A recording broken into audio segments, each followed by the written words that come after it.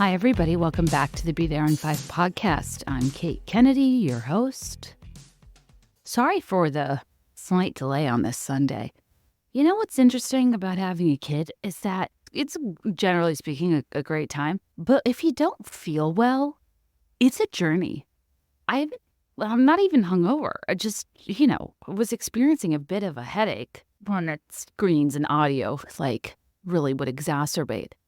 And yeah, my young son, it doesn't register with him that at this juncture, I'm not dying to bang on a xylophone with a spatula, listen to Miss Rachel, or listen to his moving octopus he's supposed to chase, but he can't be bothered and just sits still and stares at it. Everything he owns makes such annoying noises. I just feel like there's gotta be a better way. And I was trying to take some migraine relief, Excedrin, and I just don't think we talk about this enough. How on the back of medication bottles, now, probably for the past of the years, but it feels like now this is just existing to make me mad.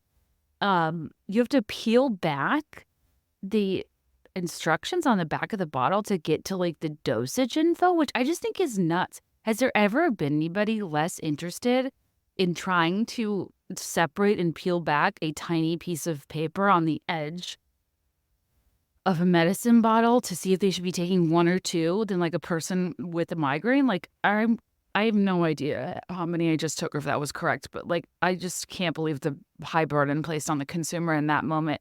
Dosage needs to be on the main label. You peel away if you want the deets, which I never do. Anyway, you guys, that's what I had to make a few quick editing things this morning and just was struggling a bit. But in the event you're new here, Be There in 5 is a long-form millennial zeitgeist and pop culture podcast. Thanks for being here. I feel like the feedback we've gotten is that people love podcasters talking to other podcasters, especially when there's a lot of overlap in listenership. And the LadyGang is one of the oldest female-hosted podcasts around. I listen to them what feels like a decade ago, and we kind of talk about some of their history. And it's Becca Tobin, who I knew from Glee.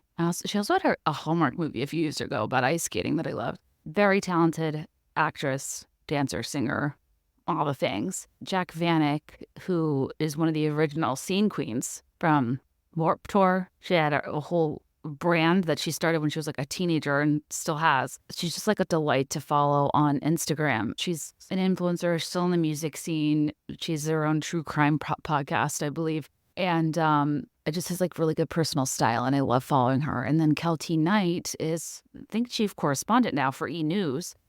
Does red carpet, entertainment news. You've seen her, you know her. Has skin that looks like butter. They are just really fun, down-to-earth women, and were a goddamn delight to talk to. We only had a small window of an hour or so, but I thought I'd share with you the convo because you guys have requested this crossover quite a bit. And yeah, for those that don't know, they're OG podcasters going back to 2015. They've won awards. They've garnered hundreds of millions of downloads, literally. And they each have their own successful careers and lives outside of this. They're kind of I tell them they're the original Smart List, which is 3 established women with their own careers coming together to podcast, except with a hell of a lot more grit and less private jets, making the job all the harder. No offense to Smart List. Actually, you know what? Offense to Smart List. They didn't need those extra few hundred mil. I think women in podcasting deserve the cash. Anyway, you guys, I also sometimes think especially there's a lot of people I'm interviewing, I don't want to overthink the convo, so I just went with light, breezy, millennial fare because we didn't have that much time. So hope you don't mind. Love talking to them. Wait for the Julia Roberts story. Shook me to my core. And after these brief messages, we'll get to the interview. Bye.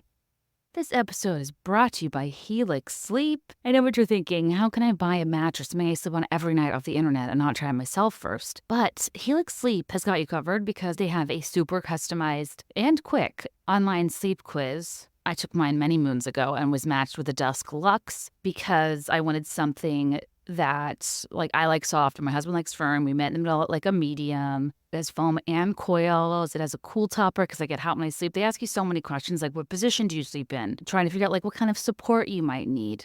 They have mattresses for big and tall sleepers. They even have mattresses for kids that I've sent to several of my friends' kids and nephews, and you can use it for years and flip it from firm to soft when they get a little bit older.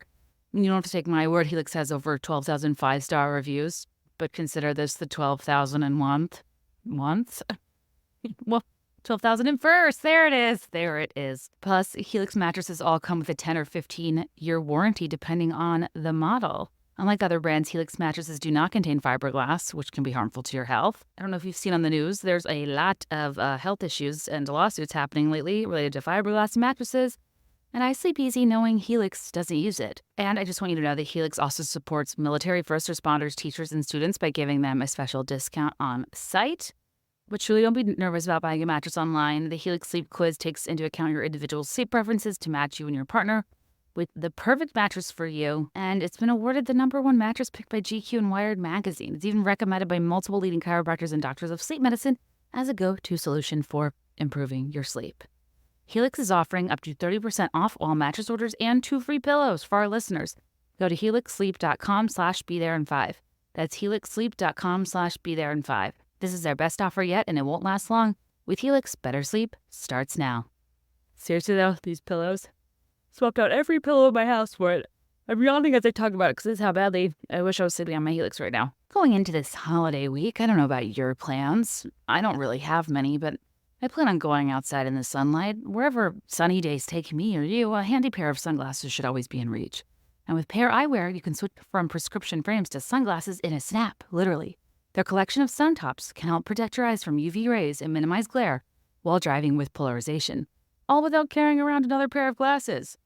Explore all their affordable options, find your style, and get 15% off your first pair by using code BTIF at paireyewear.com. I just realized I used my mom voice. Da-da-da. Like, I've been trying to add flair to my everyday speech to get my child interested in talking back to me. Okay, we need to have a serious talk, though. And I say this lovingly. Are you a lifelong haver of 4 eyes like me?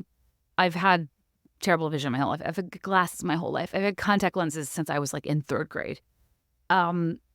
This is huge for those of us that wear glasses on summer vacations, quick drives, early morning drop-offs. Planes. I don't always feel like putting in my contacts. To have eyeglasses, prescription sunglasses, my contact case. It's so clunky when I just want to like not have to swap out glasses, because even doing that, I'm still risking the 0.5 seconds on the road of swapping between prescription glasses. And regardless, it would just be less cumbersome if I could carry around 1 pair. So with Pair Eyewear, you have your prescription base frames. They start at just $60, so affordable, men, women, and kids. You step into summer sunshine with a snap. Suntop frames start at just $30. It literally, before your eyes, transforms your prescription-based glasses into sunglasses like that. And I get so many compliments on these. They're not like weird 90s flip-ups. It's not like you're adding an unnatural thickness to the lens. Like, they just look like sunglasses. They look like they came that way. I have regular prescription sunglasses that turn into sunglasses with the snap in the Kirby frame, which is a more square, the Reese, which is rounder frame. I'm also obsessed with and wearing right now what I believe is called their Murphy. Yeah, Murphy. And these I have snap-on black frame as well as forest green one, just in case I'm feeling spicy. I need to show you on Instagram. Also, you can use your FSA and HSA or insurance reimbursement to purchase your base frames, which I need to get into. And if you're like wanting to change up your look, instead of getting all new glasses, just change up your top frame, starting at $25. And you can explore possibilities with a virtual try-on if you're not feeling like you could trust me from this ad, but I promise you will love, love, love Pair Eyewear, especially their sun tops. Truly life-changing for the near and far-sighted. Snap into summer and get 15% off your first pair with code BTIF at paireyewear.com. Support the show by mentioning that Be There in 5 sent you in your post-checkout survey. That's PAIR eyewear.com, code BTIF.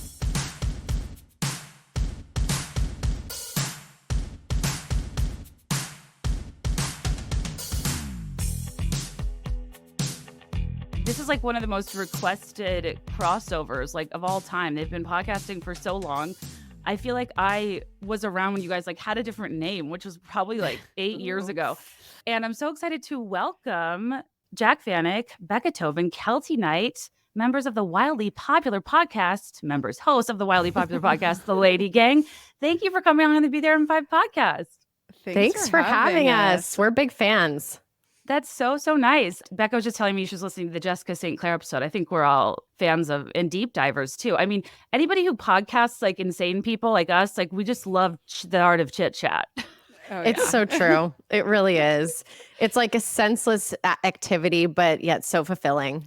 Yeah. I feel like you guys are the meme of somebody sitting there like next to a billboard of women being like me listening to podcasts. It's like you guys are people's 3 BFFs. Yes. Oh my God. And I love that you have been there since the beginning when we call it Voldemort, our first name, but it was Fempire. And we were going to get sued for using it. But you know, that was a different time. FKA Fempire. Did that never go anywhere? Whoever filed it? I mean, LadyGang, I think, was ultimately the better choice, but it's kind of crazy that you guys had to do a full rebrand. Well, so we were novices at the time, and it's crazy that we thought we could just pick this word and then suddenly we could make a brand. 9 years later, we're now all actual like unofficial trademark attorneys. Like I could answer any trademark question you could ever want. It's actually embarrassing. So we had the name and then somebody sent a letter, a cease and desist, because they had filed the trademark many moons ago. And then we offered her a pretty large amount of money that we didn't have. That we didn't have it. We're like, okay, if we each take 10 grand GoFundMe out of our savings, what were we thinking? Nothing says empire like needing a loan or a GoFundMe to buy your empire name. I know. Go into debt for our empire. So then she declined the lump sum actually, and that's why. Yeah. And it was a happy accident. So, and then LadyGang was where we had our success. It was meant to be. It really was. It's a great name. You guys are kind of like the original Smart List when you think about it. Whoa. I mean, what? Put that on a t-shirt. I mean, you guys had your own 3 established careers and were very well known in different fields and like came together. And I feel like it's so not easy to collaborate with friends in the near term, much less long term. But if I remember correctly, you guys weren't like besties, right? Jack and I had never met. Yeah, Becca and I met in the hallway.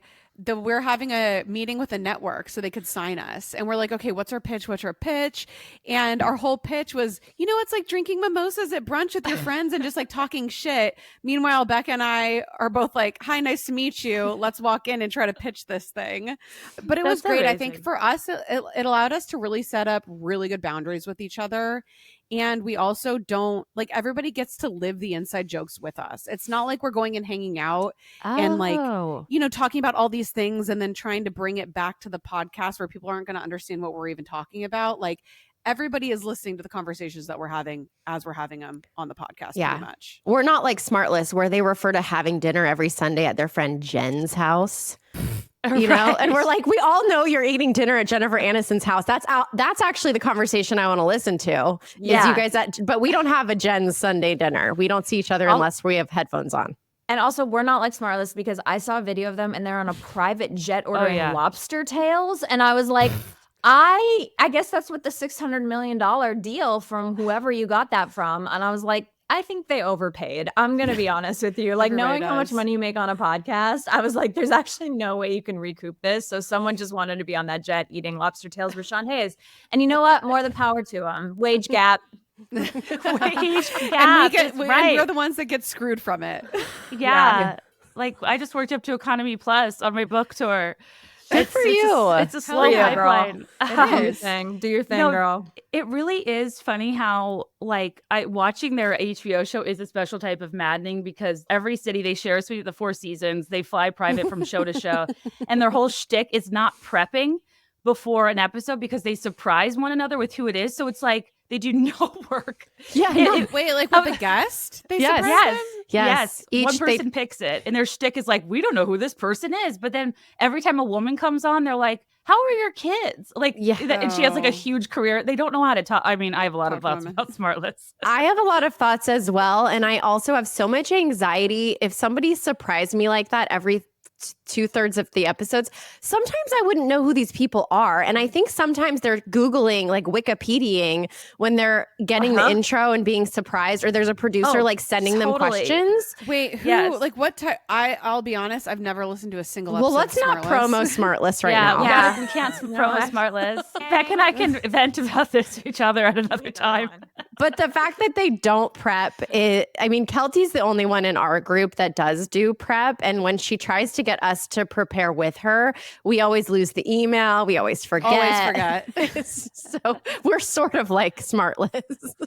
It's pretty cool. You have a producer built in, though. I mean, we'd be nothing without Keltie. She is the thread that keeps us together. I am the lobster tail that keeps this group together. Please subscribe to the LadyGang podcast on Apple so that we can one day get an Economy Plus. Thank you. How many years has it been? Debatable. Well, Keltie 2025 will be 10. Yeah. December 2025 is our 10-year anniversary. So we're at 8.5. For your 10-year, can you like do a LadyGang Warp Tour? Oh, girl, we're planning it. Oh, do you want me to take that out? No, actually. No, it's just weird that you say that, but we're putting together a ladies weekend, LadyGang inspired in Florida. Florida. Destin. Hell of a drug. Can't get enough of that panhandle. That's so exciting. Have you announced that yet? Soft announcements. We've been chatting about it on the podcast and kind of letting our girls into the whole think tank of it all. So, but it's coming next year. That'll be epic. Mm-hmm. You know what you guys all also, I think, pioneered, because I had not heard of this before. You were early to the Facebook community groups. I think yours might have been the first I was a part of, and then they like exploded. And then they imploded. And then they imploded. Yeah. I don't know how we didn't see it coming. Group? Do you have one for yours? But I took a huge step back, shocking, in 2020 when I was like, oh, I can't stay on top of drama in the comments. You guys need to work these things out yourselves. Yeah, we've had some moments. Like we used to do the subscription box, and one girl got mad at us. I don't even remember why, but she posted a video of her stabbing and burning her lady box in the Facebook group. And then we played it on tour, remember? We played the video. Oh my God. And then we've had some there's been some like meltdowns about turquoise nail polish. Yeah. Lots of very bizarre things going on. But I mean, anybody that has a Facebook community knows that like it goes sideways so fast. We still have our Facebook group, and it's in a really good place. The way we do it is we have a team of 8 moderators that are around the world. So someone's always awake. And our posts have to be approved now. Like you can't just post wildly. It's the way to do it. Like, it just means that it's meaningful stuff. Like, hey, I have this wedding dress. What do you think I should do with my hair? Or, hey, my marriage is falling apart. Or, hey, I want to go to Disney World with my kids. It's like actually really helpful. But before we had those parameters, it was just like the wild, wild west. I think the hardest thing about podcasting and the best thing about podcasting is that you do spend so much time in people's lives. Like people stop us, and I'm sure it's the same with you, Kate. Like people stop us in the Home Goods and they're like, oh my God, how are you? And like, I love you. I feel like we're best friends because I know everything about you. But when you can't 100% reciprocate that 100% of the time, like I can't be best friends with every member of the LadyGang, then they would kind of turn on you and they'd be like, you didn't like make me feel as special as I feel like I don't know. It was really difficult. And it's like, we do love them, but we had to take a step back. Well, and to give you a good example of like us learning boundaries, some of us more so than others, Keltie mouth kissed every girl that came to our first live show. Yeah. In a pre-2020 world. Yeah. It was a beautiful time. I think she might have done it on our 2022 tour too. I kissed everyone on the lips. We had a girl go to the hospital. Like it was from kissing, not from kissing, from drinking. We didn't have liability insurance. Like we were like literally freeballing like the world, and it was chaos and so great. I may kiss people on the lips on this. We're starting a tour in August. Going anything to 10 to sell cities. a ticket. Yeah. So like if you want to mouth kiss me, honestly buy a VIP and like it's fine. I will do it in the secret. What a sales pitch. Wait, so we don't forget, tell people about your tour. Where can they find tickets? TheLadyGang.com. and our Instagram and all that stuff. We pretty much whore ourselves out constantly. You can't miss it. We're going to be on tour 1 weekend a month from August to December. You know, it's so hard to pick cities. And I'm sure you felt like this on your book tour.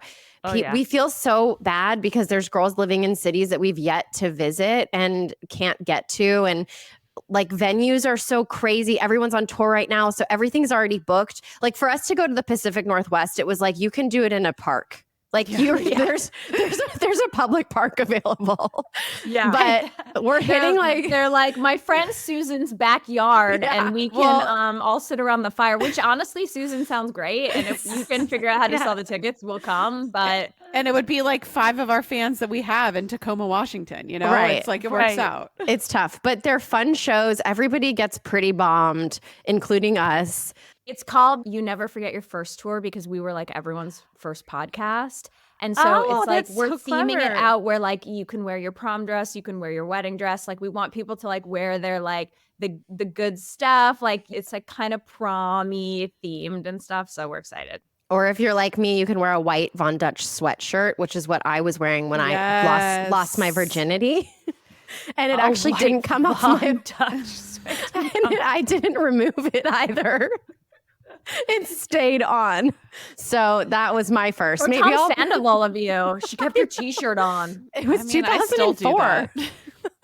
I don't even think I knew Von Dutch made a sweatshirt. Sweatshirts. Only hats. Was the hood? Mesh hat. Trucker hat. It did have a hood. It was not mesh. It was borrowed from a friend. So that was, an unfortunate thing to give back because it wasn't the cleanest experience, So Sorry to your audience. You regret having us on your podcast yet? No. That's amazing, honestly. I love that idea of never forgetting your first. I feel like a huge part of this podcast is nostalgia. Actually, Keltie, one of your coworkers gave you my book in your basket before you had surgery. Who was it? Oh, my coworkers at E before I had my hysterectomy made me, Megan Bauer, shout out Megan, and the team, they gave me a huge basket of all of books to read and like a little crochet kit and a snuggle buggy and whatever. And I think that's kind of how we connected, right? Because I posted the book. That must be. Yeah, I was like, did Taylor Swift talk about me? Because I got like 5,000 DMs being like, Keltie Knight has your book. Wow. You know when you get like a notification super soak and you're like, something just happened, good or bad? People were so excited. I know. It was can you tell Becca and Jac about it and everything? Oh yeah, it's called One in a Millennial, and it's like a nostalgic book, kind of like reclaiming the girlish things that were written off in our youth as unserious and like arguing for their importance. Mm-hmm. So it's upstairs on my finished bookshelf. Oh, but she's like justice for like the what the fuck was it? Didn't you have a thing about the Kawajaki? No. Tamagotchi. I don't remember, but I do love a Tamagotchi. Okay. That made me unsure if I wanted to be a parent, I think. Oh my God, so stressful. So stressful. But yeah, there's like a chapter about like sleepover culture and like doing pagan rituals and like seances and one about AOL Instant Messenger, American Girl dolls, Limited 2, like stuff that I think it's so interesting how like the world aggressively sold these things to us but we were like mocked for liking them. And so I was just kind of like, I want to argue for the importance of all this stuff. And that's so a lot of times I will ask my guests kind of along the lines of like, you'll never forget your first about like some of their nostalgic memories. So do you mind if we chat about some of yours? Oh, yeah. Sure. Now I gathered sleepovers aren't really happening anymore because of like stranger danger. Did you guys have sleepovers where you did like now and then seance, light as a feather, stiff as a board, or at the very least like look for Bloody Mary in the mirror? I have a really funny story about this. So I grew up going to church. My parents aren't religious, but they just kind of like threw me into church for like morals or whatever. And I went to church camp and there was this duo, a comedy duo, Craig and Jake. And they were hot. Sketchy. I was probably 13, but Craig and Jake were like maybe 19, 20, super hot to me. And I just loved them and I kind of befriended them, which was kind of I don't weird. like this. I don't like this. I know. And when I went back home, I got very into hypnotizing. I would hypnotize my two friends, Lauren and Erica. I thought that I had a gift Like I was bringing them into a different dimension. Like we were going through door number 1, 2, or 3, kind of like a thing. And then like, what are you finding? And we do like light as a feather, stiff as a board, like all of the things. But then I remember emailing Craig and I was like, hey, Craig, like, is this a sin that I'm hypnotizing my friends? Did you think it was, did they act like it was working? Was it working? Yes. Oh my God. Yeah. Whoa. I mean, I don't know. Maybe it was working. I've never tried since then. Maybe I should try like my hand at it again. Can you explain to me what Christian comedy is? I don't know anymore. Were Craig and Jake Christian hypnotists? Yeah, that's my next question. Which is why am I emailing him about my hypnotizing? He doesn't know. Because you were looking for a reason to reach to talk out. To talk to him, yeah. No, and my Craig mom and Jake a country duo now in Nashville? Yeah. No. If you could look them, there's something dark going on with one of them. Oh, really? I'm not going to expose it on the podcast. Shocking. I have some deep dive for later. I don't know what Christian comedy is, but it worked for me as a 13-year-old girl because Craig had like bleached blonde hair and he was so cute, and I was like, love you. Oh yeah, but frosted tips. I did all of the things, the witchy things, and then I thought I was sinning, so I stopped. At my sleepovers, because I'm super old, we used to play Girl Talk. I don't know if you guys know. Girl Talk, board game. You had like the phone, right? Yeah. You had the phone, and then you spun or whatever, and then you got like one of the little cards, and it was like the teal pink. And did you play Mall Madness too? I feel like that was that same era. That was super expensive, so we didn't have that one. Oh, thanks for bringing Mall it Madness was sick. It was like getting into fictitious credit card debt. Yeah. What are we like? That's why we was teaching us about debt. I need to explain to my kids, like, I was not a woman in STEM. For sport, we called boys on a fake phone and to see if they had a crush on us when we played Dream Phone. You know what's so sick about Girl Talk is the penalty. So you had to pick truth or dare, and the penalty was a zit. A zit. It was like zit stickers. Oh. I thought about the boardroom now as an adult, and I'm like, what guys were in a boardroom with like a shitty paper cup of coffee being like, okay guys, I've got this idea for a game. The girls, they call boys, and if they don't like them, they get a zit sticker because that's the worst thing that could happen to a girl. Literally, I want to watch this show. The boardroom of men making games for teenage girls.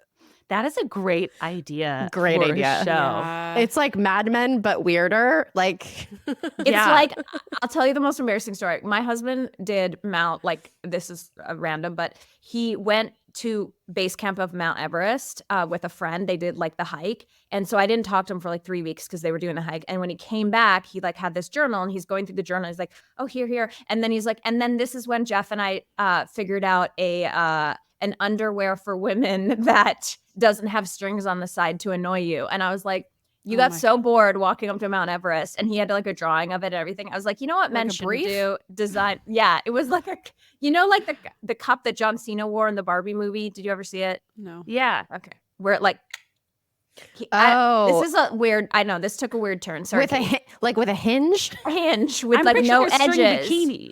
It's like a string bikini with no string. It just Why are clamps. we pitching Chris's idea right now? No, it's so dumb. It has no sides. No sides. It just clamps on you. It's but like anyway, my point being is that I was like,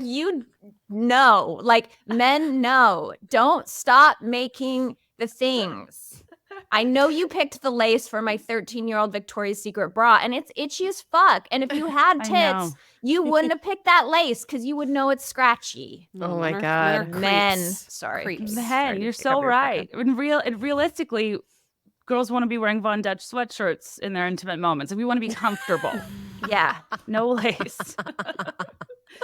I want a giant clam shell in general to just made of cashmere to just clam over my whole body. Oh yes. Seriously. You. Did you guys have AOL Instant Messenger? Yes. Oh yeah. I lived and breathed it. Yeah, Jack, I feel like, so the chapter in my book, I talk about how I basically used it to like seduce men when I was too shy to talk to them in person. Mm-hmm. Oh. And I just think there was such an art. People act like it's nostalgic blip on the radar, but I was on that thing for like 13 years. I mean, it was a water cooler. It was just my social life. Oh my God, that's all I had. And I just found printouts of some of my old conversations. I have them too. The earliest version of receipts. Yes. Do you want to hear something so fucked up? Please. This is so my girlfriend that I borrowed the white Von Dutch sweatshirt from, her name was Tyler. And you know, the girls with boy names are always like the so hottest, cool. coolest. Oh, God. Yeah, Jack. So she was like the most beautiful girl ever. And this will tell you, I had like the opposite of low self-esteem when I was around the age of 13. I really peaked in 7th grade. I felt really confident and hot. So I found these messages, like, and my mom was moving out of her old house a year ago, and I was reading through all these IM conversations. And it was my friend Tyler talking to my then boyfriend about my drama with him. She was kind of trying to help out, right? No. And I was sitting there over her shoulder when she was doing it. So it was like me trying to get her to fish like her. Right? Yeah. And in hindsight, the whole time he was hitting on her and like dropping hints. So many hints. Like it was so insanely transparent. And yet I had no idea in the moment. I was so confident that I was like, oh, he's in love with me. He's madly in love with me. He only has eyes for me. And then in hindsight, I'm like, wow, that is delusion. At the time, I mean, it was kind of a currency to be like, your man needs to love your friends. And you probably thought he was just being really nice and welcoming to your friends. Totally. I'm like, he thinks she's so cute. That's so cute. They're like sister and brother. There was like psychological warfare going on like that, where you would get people to talk for you. You'd print out conversations. It's so desperado in hindsight, but like I would make myself go idle, like grayed out. So people would think I was busy, but I wasn't. I was just like yelling at my brother not to touch the mouse. Yes. Oh, I would do it all. I mean, with the away messages, you're posting like a passive aggressive away message, or you're signing on and off. So then your crush would like hear the door open and close and see that you're on. I bet you had some pretty like good emo quotes, Jack. The emo music was made for away messages. Oh yeah, I just remember I had my first boyfriend when I think I was 14 years old. His name was Dave Knipp. I loved him. He had black hair because he was emo too.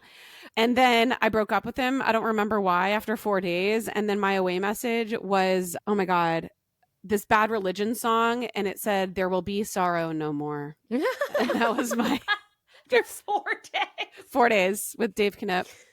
Jack, the most confusing thing about Jack is that she was raised in the most loving family that has ever existed on planet Earth, in a beautiful, sunny, gorgeous, beachy area, like wanted for nothing. And yet she was so angsty and like drawn to emo culture and music that I'm just like, you're born this way. It is nature. It's not nurture. No, emo. The emo lives within me. So when I first got AIM or AOL Instant Messenger, or I guess just AOL, we'd always go on the chat rooms. So you'd go in like a random chat room, and that was the first time I saw a dick pic. Yeah. Because you're always in there saying that you're like 18 years old, like 18 female Florida was what I would always say. Yeah, ASL. And then you'd start Florida.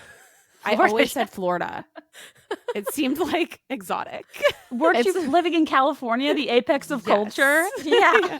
You're like, you could have said surfing in Cali, but okay. Yeah. But I was trying to like have an alter ego, my alias, my like hot 18 female Florida. But then we'd always get into chats with these like creeps. Thank God it never went anywhere. But I mean, I saw so many dick pics before I was like 15 years old. I guess it like... Really? I don't know, yeah. I saw a lot of dicks too. That was the one audition. The one audition I turned down when I was living in New York was to play a decoy on To Catch a Predator. Oh my God, shut up. You would have been so good at that. That's a dangerous job though. Yeah, that is a dangerous job. You never know who has a weapon when they're walking in there. They could have a gun. It's one of my biggest regrets, to be honest. Honestly, your career could be in such a different place if you just accepted that job. I know. Because you could have found it, and it could have been like a resurrection at this point that would have gone viral. And then you could have really, you'd be leaving LadyGang. Misconnections. God damn Keltie, it. did you see a lot of dick pics on AOL? I didn't, because I think we were too poor to have a computer. I'm just kidding. We were very late computer family. I don't think we had a computer, actually, now that I'm thinking about it. So I didn't have the AIM until much later, but I'm older than you. My AIM name was Rad Rockette, because I was a rockette at the time. Yeah. And I also would do the emo, like, what I was thinking when Jack was telling her story was, we were so purposeful. Like I remember kind of living in New York and having AM, which seems weird, but I would leave these away messages that were so passive aggressive. But like now that I'm an adult and I know how dumb men are, like I can see it in hindsight that like we did so much passive aggressive work. They did not notice. No. There was no one that loved me or didn't love me or was cheating on me or wasn't cheating on me or trying to. There was no man out there reading my Fall Out Boy lyric on the AIM being like, oh, wow, I really should have treated her better. I think like emo guys were different though. I think that they got it a little bit because it was like in their soul. Yeah. Emo guys? Yeah. Because they're going to resonate. Yeah, they with do that. have a lot of feelings. Yeah. Yeah. I don't know. I worked really hard at like an online presence to realize that. But Keltie, let's be honest here right now. Instead of the passive aggressive emo things for men, they did in very recent years, you did post things about that regarding other like career things or nemesis at work things. Like you still are really passive aggressive and shitty. Yes.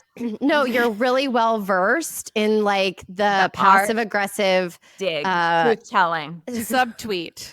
Someone will fuck you over in the industry. You'll put up like a story that's like, there's a special place in hell for women that don't support other women type pretty thing. much. Pretty much. Yeah. She's gotten better. I'm where the bodies are buried. Can't wait to watch you burn. Actually, I said something. She holds a grudge. A grudge will fuck you up. I said something. I was having lunch with a friend, and they were asking me about my pettiness and like if I'm still like so outwardly lovely and supportive of everyone, and then secretly like just waiting for 2.5 people on the planet to burn and rot. And I was like, yeah. And I was like, I still like to watch people's lives burn, but I don't have to set them on fire anymore. Like, I don't have to be the one, but like, I still like in the corner of my eye want to see it go. Yes. Like something similar was said on Housewives of New Jersey this week. Oh, I'm not caught up, but that tracks. It was something about like, I just will sit back and watch the demise, but I won't be the reason for the demise because I know it's coming anyway. Yeah. It's that meme of that little girl with the side eye and the house is burning behind her. Yes. She's enjoying the view. She didn't start the fire. Yeah. But she's smirking because she's like, yes. And it does happen. That's the best thing is that you just bide your time and then they will burn. Yep. And you're just like, I need everyone to answer this honestly. When you see that a celebrity has something bad happen to them, let's say Justin Timberlake with his DWI. Great. Do you, maybe not that one in particular, but do you guys see it and get a little rush of serotonin? Yes. Yes. Everyone.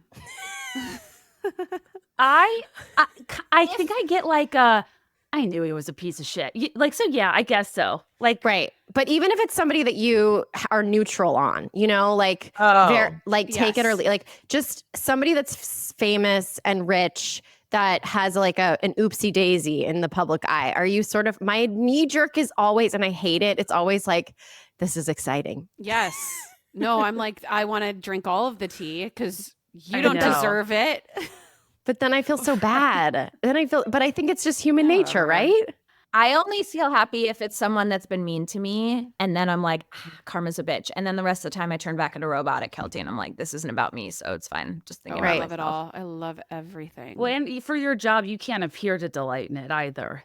You got to be objective. Oh, no. I have to be so objective and like really, it's funny because I was very open when we had LadyGang TV, we had a show on E! And I was very open about my beef with Jake Gyllenhaal. I loved that. Thank you. Thanks. It was you had fun. a really fun episode with Dorit. Oh, yes. yeah. She was one of the best. She was the best. Dang, I forgot. That was huge. It was a huge thing to have had happen. Yeah, the show wasn't huge. It got canceled. But actually, in I would tell you right now, as an employee of E! They would kill to have LadyGang TV back.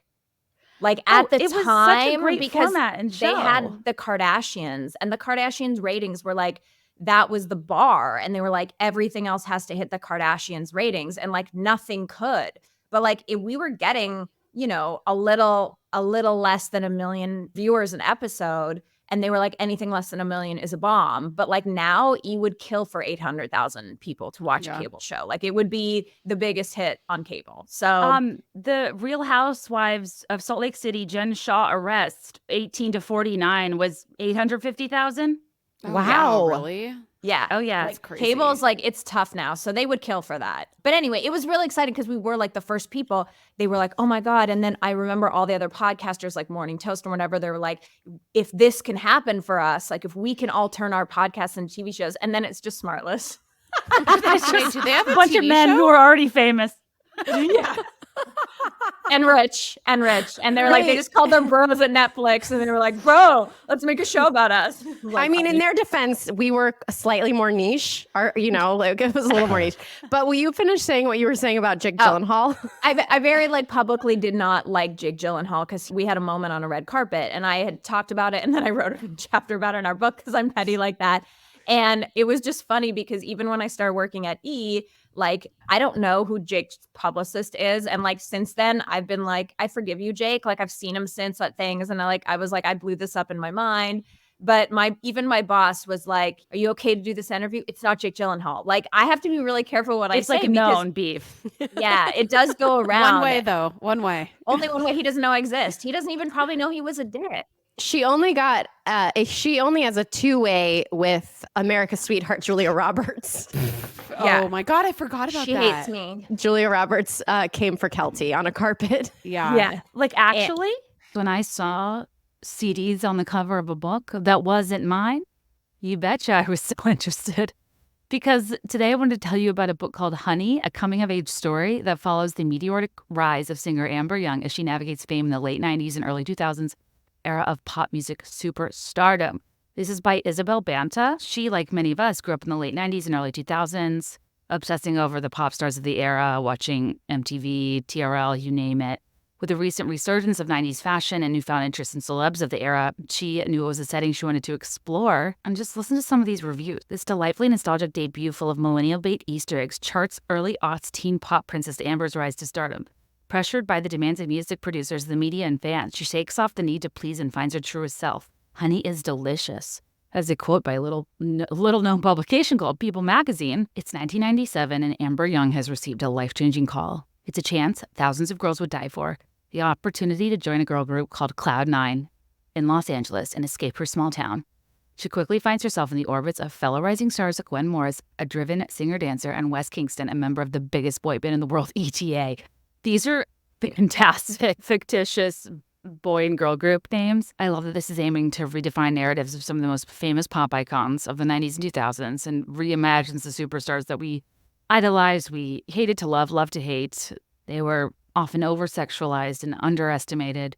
And this lovely story, Honey, gives them the fresh, multifaceted story they deserve. You can find Honey by Isabel Banta on sale now everywhere books are sold. Yeah. Yes. Honestly, we should get the footage, you guys. Is it time to unearth What the happened? footage? We should. I asked her a question and okay, I'll tell you the story because it's been a while since we talked about it in our book, Lady Secrets, if you want to get the full story. Okay, so basically I did an interview with Julia Roberts and she was doing this thriller for Amazon, which was terrible, by the way. Like it was not good. So I was trying to ask her everything except about the show because I'd seen the first 2 episodes and I was like, this is not good, Julia. I don't think that's called a thriller. I don't think it's a thriller. What's it called? A psychological thriller, right? I don't think that TV show that she did. Remember the Amazon, or was it homegrown about the military men? Anyway, sorry, I don't know why I'm fact checking, but I don't want people going to look for a Julia Roberts thriller because I don't believe she has that in her repertoire. Anyway, long story short, basically she had been with Dermot Mulroney on a rom-com, on a horror movie, and or whatever it was. And I was like, okay, the circle's complete. You've done all trifectas. Would you ever go back to rom-com? And she said something very casual like, I think at a certain point, it doesn't make sense that being so naive, like at a certain age, it would be hard to play the naive woman in love, you know? Because like, she's like, I'm 50, like I should know shit, you know? So basically she said that, and that's what we ran as the interview on the show that I was on. And then everyone in the world picked it up. I mean, everyone. And Vogue picked it up, but they changed the headline. And they changed the headline to Julia Roberts says she's done with rom-coms. which is not what she said. No. So she said it doesn't make sense, but she didn't say she was done. And so then 3 days later, the whole world is talking about Julia Roberts is done with rom-coms from my interview. And I'm on the red carpet, wait 5 hours for her to show up to whatever thing we were at the premiere. And she walks right past me, pink Valentino dress. I'll remember it like it was yesterday. And she walks right past me. And I'm like, I think her publicist's name, I believe, is Marcy, who's been our longtime publicist. Lovely. She's like, she's not doing you. She's pissed. And I was like, what? And I was like, I don't know why. Because at the time, when you're an entertainment journalist, at the time, I was so busy, I didn't have time to check my stories. So I didn't know Vogue and everyone had picked it up and everyone was talking about it. I was just like doing the other 11 interviews I had to do that day. So anyway, I was like, what? And then I begged and begged. I was like, please, like, oh my God, why is she not? I had no idea, whatever. She walked up and she later goes, you put words in my mouth. in her big mistake, huge voice. Uh-huh. She literally pretty womaned me on the carpet. Keltie. And what she didn't know is that like it wasn't a live interview, thank God. But what you don't know is that we use this thing called a live view. And so I was working for CBS at the time.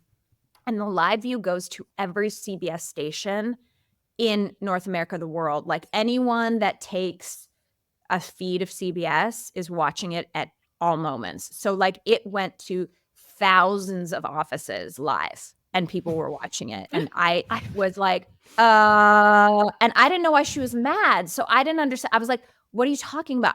I need to watch that footage because I was stumbled and I was like, I don't know. You look gorgeous. Wow. Pink, great color. Like, I don't know what to say. Anyway, it was terrible. It was really, really hard. And then I've never seen her again. My insides are hot. Like, you know, when you just get that, like, oh God. First of all, you're good at your job and you asked a good question that was clickbait worthy. Yeah. She needs to understand how the digital ecosystem works. Yeah. Like play the game. I have like an issue with celebrities that take themselves like so seriously, who won't like have fun on carpets. And this was before that era. Like people have come around. Most stars have come around. This was when these celebrities, level of celebrities, did not have Instagrams. They were not taking selfies. Like it was very much the church and state of like reality stars were on the internet and serious stars did not play in that pool. And now the world is more. Didn't you just see the meme of the Oscars selfie that was like so famous? Oh my God. And someone said, if this happened today, no one would care. No one would care. Okay, in hindsight, that selfie being such a big deal is so funny. It's not that exciting. It's like there's a group of celebrities in the room at the Oscars. Wow. I think it's because none of those celebrities had social media together, and all the pictures we ever saw of them were like professional red carpet, Getty image. So to see a selfie like I don't know, gritty, we were so excited. It's so gritty. You're so right. That was probably also the time. I always felt like this was undermining the value of like fashion as like artistry and design, was when there was that whole Ask Her More era, when they were like offended to be asked the free thing that they were wearing in exchange for promo. I still see moments where there are women on the red carpet who get slightly offended by too much conversation about what they're wearing. And I'm like, we're not watching your personality or your artistry walk down a carpet. We're watching your fucking body holding an outfit that's pretty. It's and somebody literally worked always hard what on red that. Carpets have been. And you had 8 hours of glam with really talented, skilled people. Can you give them a shout out at least? Right. I'd be pissed if someone didn't ask me about my outfit. I know. Like, is it ugly? SAG Sorry, Awards. what were you saying, Keltie? No, I'll never forget it. The SAG Awards, I'm on the red carpet where it was. And the Me Too movement was very important. And like, I feel very strongly about supporting women in that. But there was the era of the Ask Her More where everyone just wore black dresses to all of award season. And like, I have to tell you, as someone growing up in small town Canada, when I was a kid, the fantasy of Hollywood was like what kept me going as a human being. Like the escape from the mechanic dad, the school teacher mom, the like family shit, like watching the Oscars and watching the fairy princesses, like it's my Disneyland, you know? When the actors and stuff started taking themselves so seriously and been like, it's not about that. It's about, yes, it's about your art, but it's also about like the regular people who go to the movies, they want to just get out of their own shitty lives. And so that was the worst carpet, because I remember asking two people that I love so much in this business, Laura Dern and Reese Witherspoon. They came together. They're both in black dresses, and like two of the best celebrities to interview on the red carpet. Like Reese is amazing. She's always been so giving. She still does so much press, which is incredible. Laura Dern is like an icon. Justice for Jurassic Park. Like, I fucking love her.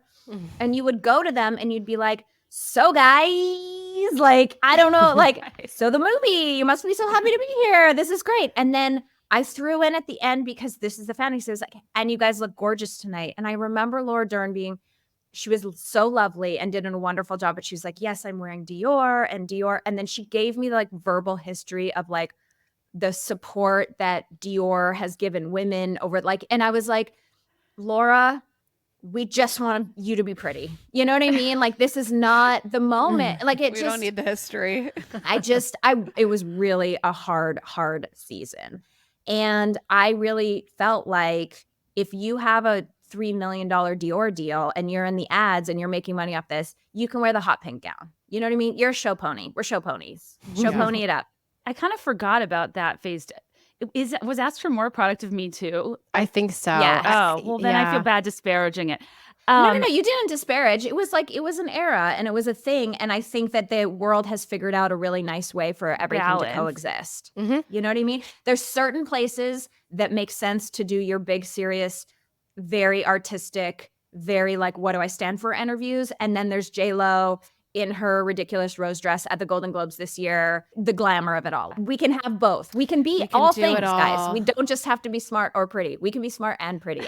Crazy. I saw J-Lo in the wild 2 weeks ago. It was shocking. Where? She was walking out. I mean, I guess this isn't the wild, but I took my sister. She was at Air One. I took my sister to the Beverly Hills Hotel for her birthday. And when I got there and was like unloading my base luggage, just podcast sponsored out, I like passed her alone walking out of the hotel. She was like there for lunch solo with nobody, like head to toe, accessorized, gold sunglasses, everything. And it was kind of like unassuming. I don't know. It was that was like a big star. I live in Chicago. I don't like see famous people that often. That's a good one. That was like a really good one. Did she have a vibe? Like, what was she giving off? She just was like alone. And I just thought she would maybe have like an entourage or people with her, but she just like walked by herself. She took a selfie with one person, didn't speak to them, just like stuck her face in, in screen, and then walked into like a black car. And that was that. I guess she was just having lunch, but I don't know. I just always assumed there would be more like to do or security with people like that. I've been seeing a lot of my algorithm with J-Lo out in the wild, like on a boat recently, and then leaving a building recently. And there's a guy with her, Keltie. You might know who the guy is, but he's adorable. But he's like on the boat fixing the wedgie on her bikini, and he's kind of a minion. I don't know his perfect like title. But I was just looking at these, like a man in waiting. And I was just looking at these pictures of her, paparazzi pictures on this boat. And I just thought, there's no one more detached from the real human experience, you know? Yes. Like if I was on a boat and I had a friend that was adjusting the wedgie on my bikini and helping me take selfies, and his job on that boat seemed to be, enhance J-Lo's beauty and keep her intact like a little doll, Yeah. Right. And I'm just always so fascinated that is, if you took her out of fame for like a day as a normal human, she'd be quite confused why no one was rushing to her to adjust her clothing. And this is literally my problem with LadyGang. What? Like, why is no one fixing me or helping me? Like, I hire for that on ZipRecruiter. Like, yeah. And then I'm thinking, it's a weird job. Is he even being paid, or is he just getting free trips? I want to know his story. So if anybody knows, he's kind of a slight man, dark hair, wears fun clothing. I'm looking for a man who's slight, fun hair, wears clothing, but I carries also my rat face. he does have, maybe he's a rodent man. I don't know. I'm just confused. I just was sitting in that in deep thought for so long. Just strange. That's the second great television idea you've pitched this hour. Like almost Minions? like, that behind the scenes, that was really good. The documentary of the backup singers. Yes. I think there should 6 be feet that from for stardom. Yes, for personal assistants, because we see the rom-com-y version, like The Devil Wears Prada, but like I wonder what it's actually like in practice. It's having an adult baby. Yeah, They have an adult baby that they're That's a taking great care way to of. put it. It's very much, I mean, Keltie, I'm going to blow you up right now. Keltie has an assistant that we call Prince Derek because she's the only one in the group that has enough money and she, to have an assistant and has more jobs than us. And, sometimes I do just giggle on the inside when I see things, when I ask Keltie simple things like, what time do you need to leave today? And she just simply looks at Prince Derek. She just glances his way and he says 2. Well, she really is using that. the personal assistant to the max. To the max. There's no thoughts that need to happen. You guys, in I that was anymore. 45 minutes late for work because I gave Derek the day off. No. And I Didn't know which way was up. I had to drive myself to work, and they literally called me. They're like, "What's your ETA?" And I was like, I don't know." And then I was like, "Soon." And then I got there, and they're like, "Your call time was 1:15. It's 2:05." And I was like, "Prince Derek's not with me." Like I didn't even get. So yeah, I mean, Useless. I think that when you're as busy as you are, like it's the scheduling and minutia takes a lot of time. Yeah. yeah, You know what's wild is that women everywhere are doing it. yeah. With kids. People get to work. Single moms with People kids. are doing it. People Yes, are the old doing mental it. load. Single I've heard mothers, about it. single mothers with full-time jobs. It's insane. How do And they full get families. How can they get themselves where they need to go? It's like Keltie she can't figure out how to get to her work where somebody's going to put a wig on her and do her makeup. Like it's really, she's showing the work, It's like if I sit in glam and at 30 minutes, because I have Derek, this is so embarrassing, but you know what? We're here to be ourselves. Yeah, of course. So my glam is an hour, and at 30 minutes past, Derek brings me a half glam tea. a half what? A half glam. Like my glam is half done. I need a beverage. oh my Oh, God. the Half glam is glam. half done. The tea isn't half Yeah. glam. No, yeah. The tea, Like, what's tea this? brings New me a hot Starbucks tea. drink? And when he's not there, people are like, "Where's Derek?" Because he doesn't come at half glam till like. Have you heard that Britney Spears, I thought what you were going to say is that you give glam a 30-minute, like that's all they get Honestly, with I wish I could give 11 minutes. No. Sitting in glam makes me want to. you. No, respect their craft, respect totally. their craft. But I heard way back in the day, we were doing a press junket and it was in the days of radio pre-podcast. And so you would go to this big conference room and you'd pop around to every local radio person that was in town. It was so strange. And at the time, Britney was judging on one of the Fox X Factor. It was a Fox show. So she was there and she was looking great and something. And I remember sitting out in the hallway and overhearing a conversation with her glam team and my makeup girl. And allegedly she gives them a impossible, like 15-minute maybe. Wow. And that's to like do extensions. My girlfriend cut her hair and had to cut it standing while she was walking around the house. Wow. I mean, okay, Britney Love Spears Britney, is a though. beautiful, beautiful human whose makeup does have a tendency to look a little sloppy, though. And that 15 really minutes, that's what you does get. make sense. There is something like glam seems cool, but when you're in it, it feels like a waste of your life because it takes so long. And I always think about that with the Kardashians. I'm like, if your kids are like playing around you and you every day, like that would just wear on me a little bit, I think. It would. Well, To then do you're hours. Okay, since I know Keltie does and Becca, I don't know if you have a dance background, but because of this week's topics, I wanted to ask you guys if you've seen the J-Lo's exploited assistant that gets paid in like privilege and not money, probably. Have you watched the Dallas Cowboys cheerleaders documentary? It's on my list. I hear it's a real hit. Oh, God. I could talk about it endlessly. It's just surface level. It's, beautiful women dancing, which people like to watch anyway. Much deeper is kind of the pink collar work of it all, where there's a billionaire, the Cowboys owner's daughter, being like, they're in it for the sisterhood, the camaraderie, the privilege. They get paid $14,000 a year. They all have to work full-time 9-to-5s and dance on the side. It was kind of interesting where I think Netflix was trying to be like, this is fucked up, isn't it? Without saying it and kind of making them look bad. Anyways, and the TikTok cult. I'm like, what is it about I these watched that one. circumstances with the vulnerability, I think, of like the young dance community where you're so used to paying other people to berate you that like it makes you ripe for. I danced on 2 NBA teams, the New Jersey Nets and the Knicks. Okay. Very similar situation as DCC, where it's like everyone needed another job. Like people were literally working in offices and then coming to rehearsals Monday, Wednesday, Friday, and then doing their games. We made $25 an hour, but we only worked 12 hours a week. Okay. And then the games, you made $125 for a game, and you probably did 6 games. So like total, very similar. You probably made $1,500 before taxes at the end of the month. But it was like your hair had to be right, your body had to be right, your nails had to be done. Like none of that was, it was just so crazy.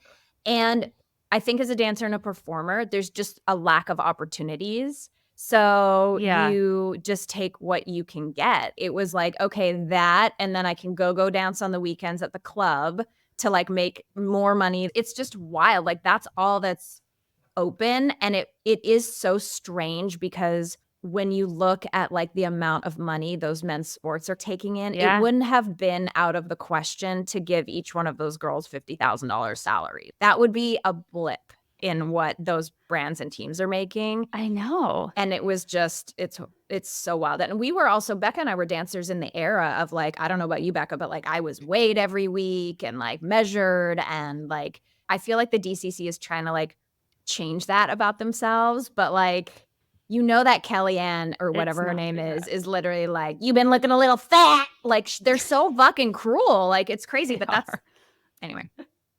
No, I think it feels like rebranded diet culture. When like we used to call it not eating, then people would say they were intermittent fasting. Yeah. Or every health influencer that talked about being skinny just turned it to healthy, but was teaching the exacts. I think especially as millennials, Gen Xers, like we were so steeped in like, shake for breakfast, shake for lunch, sensible dinner Atkins culture. Diet. Yes, it's conditioning. It's not a choice. There was such a good TikTok that I just saw last night that was like literally women, like someone interviewing Nicole Richie in like 1997 on the carpet being like, so you're like a little bit chubby and like, do you feel like it's crazy to be on TV because you're like so soft? And she was like, she's literally normal. Like it was and so then weird. them Millennial weighing all the pickles. Spice Girls when they did a talk show, and Posh Oh Spice my is like God. on a live talk show, late night talk show, and he has a scale. He's like, get on up. Yeah, he did that with Posh Spice. Well, and then like the Bridget, I mean, there's so much. Bridget Jones's Diary, where she was like obese when she was like a size 4. It's like you wonder why we're so fucked up. Seriously, for my live show for my book tour, I would show people old like tabloids and headlines. And there was this one where they had like 5 images of Hillary Duff at different weights. And then they guessed her weight and guessed what she was doing and then guessed how she felt about it. So then I was like, okay, who was doing this? Because they said like a doctor. I'm like, what doctor is estimating Hillary Duff's weight? And it was like at the bottom, it was like Dr. Mark so-and-so is like the head of nutrition and something at NYU. And I was like, no fucking way. So naturally I go to LinkedIn because I wanted to give him a piece of my mind. I was like, I wonder if this guy's still around. He was the doctor that tested Trump for COVID in 2020 on air. And he was the like Trump's official medical advisor. Yes. And I was like, of course, this motherfucker. Wow. Like it just made all too much sense. But yeah, it's wild to look at those magazines and look at their experts and how like a board certified person felt comfortable being like, Hillary Duff was probably eating a lot of carbs at it. Like, fuck off. So unethical. It's so bad. It's so bad. Jack, I wanted to know if you ever used this because this was one of the most common away messages that a bunch of like upper middle class girls wrote into my podcast about. And I just find it horrifying. You know that Taking Back Sunday? And you could slit my throat. Slit my throat. And with my one last gasping breath, I'd apologize for bleeding on your shirt. Of course I did. You could slit my throat. With my one last breath, I'd apologize for bleeding on your shirt. I mean, that's like the most emo lyric of all time. Like that's the go-to one. But yes, can you imagine being a parent and seeing your kid you're like 7th grader because like they didn't get a Vera Bradley purse or something. Like, I mean, I don't know what my problems were. And that's what was happening for me for sure. Oh my God. I was thinking about that this morning. I was like, God, that was dark. Oh, it was so dark. But I was going to say about the away messages, going back to like the theme of your book, away messages in MySpace were really teaching us how to code. And that is like when you're like trying to like, what are you taking? What are you reclaiming from it? Like, that's how I learned how to code, is making my MySpace page like all cute and my song playing and like the text moving around and stuff. You're so right. I mean, because you were kind of chronically online before it was a thing. Oh, yeah. Yes. That's where I lived. That was the scene. Oh my God. I could talk to all of you forever about your respective backgrounds. That's what's so cool is you guys are like your own Spice Girls and with your own careers and hobbies and interesting things about you. And I know you have to let you go in 1 minute, but this was just really fun to shoot the shit. I wish we could have gone deeper. You have to come on LadyGang. We'll finish the conversation on LadyGang. Yeah, literally definitely. anytime. Great. Freeze a bird.